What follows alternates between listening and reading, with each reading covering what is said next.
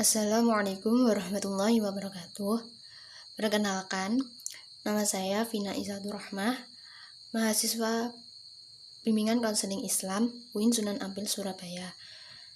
Di sini saya akan menjelaskan sedikit mengenai contoh masalah dan menentukan reduksi, validitas, dan interpretasi pada Miles and Haberman untuk memenuhi tugas dari dosen saya, Pak Charis, mata kuliah metodologi penelitian kuantitatif.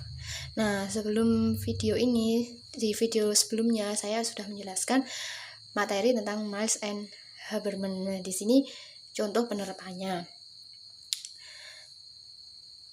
Nah, di sini saya mengangkat sebuah masalah, yaitu terhadap korban pelecehan seksual.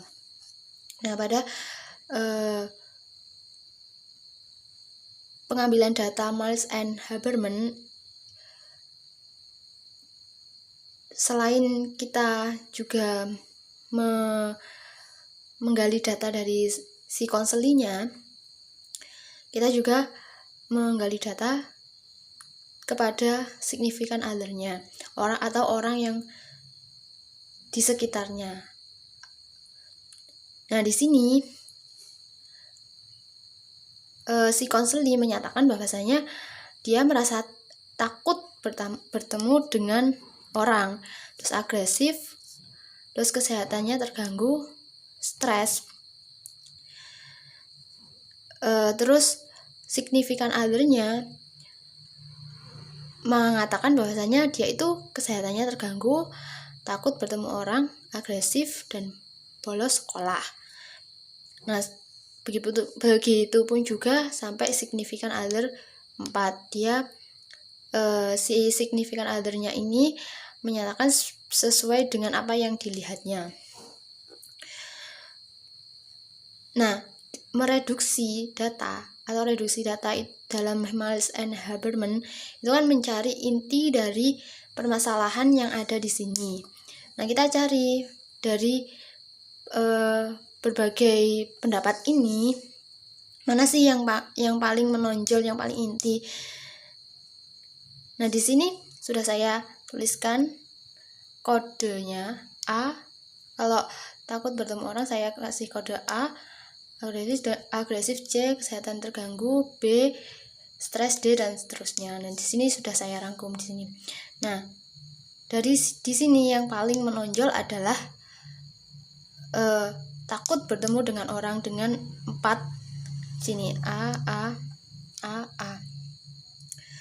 Jadi inti dari permasalahan di sini itu takut bertemu dengan orang.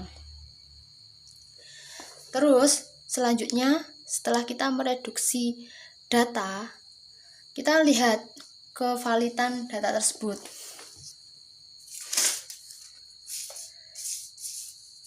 Nah, di sini sudah saya tuliskan juga kesimpulannya, takut bertemu orang kan berjumlah 4 tadi, yang mengumpulkan 4. Di sini 100% bagi 5, 1, 2, 3, 4, 5 orang, terus dengan 20% kali 4 dengan 80%, dan begitu pun juga sampai bawah, sampai prestasinya menurun. Nah, di sini kita lihat hasil akhirnya. Apabila nilai persennya itu 50% sampai 75%, maka datanya itu dikatakan valid. Nah, apabila data itu di atas 75%, maka data itu reliable atau dijamin kebenarannya. Nah, di sini data yang reliable atau data yang kebenarannya dijamin itu cuman ada satu, yaitu takut bertemu dengan orang. Nah, di sini berjumlah 80%.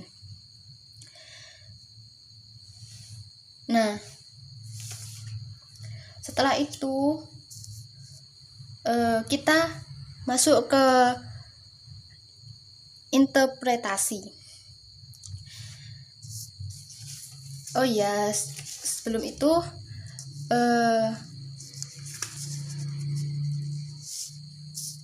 Di sini juga bisa menggunakan simbol-simbol. Nah, simbol di sini A akan mencerminkan atau kode dari takut bertemu orang.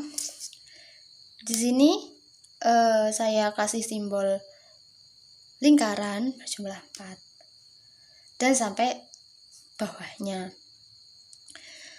Terus lanjut, kita menginterpretasikan data yang sudah ada.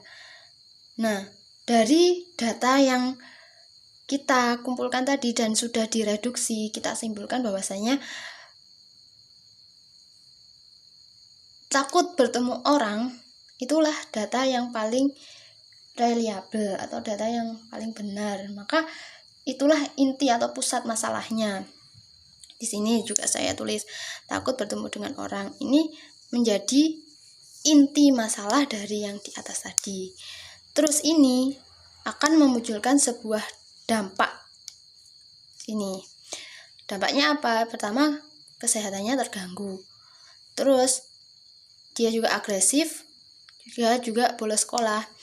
Nah, mungkin karena dia takut bertemu orang, makanya dia itu mengurung diri di rumah atau di kamar.